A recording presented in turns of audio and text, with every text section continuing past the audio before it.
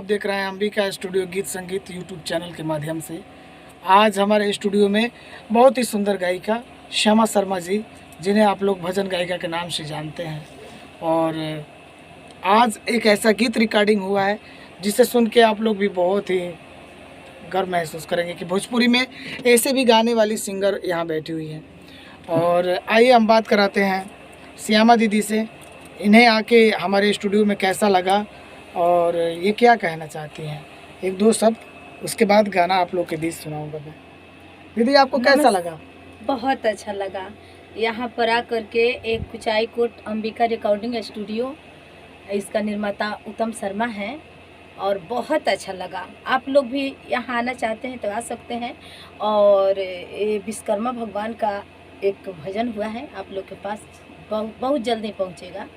और आप लोग, मेरा चैनल का नाम है श्यामा शर्मा एंटरटेनमेंट, और आप लोग तो फेसबुक पेज से बहुत लोग मेरे फॉलोअर हैं जो जुड़े हुए हैं।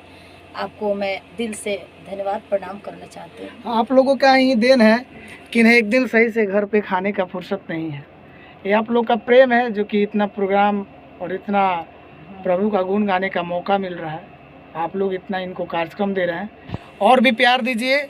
और इनसे कांटेक्ट करने के लिए हमारे दिए गए नंबर पे भी कॉल कर सकते हैं, और इनका भी कार्यक्रम आप जहाँ चाहें भक्ति भावना सहित करा सकते हैं। तो आइए, ये क्या गाई हैं और इन्हें बहुत ही अच्छा लगा है।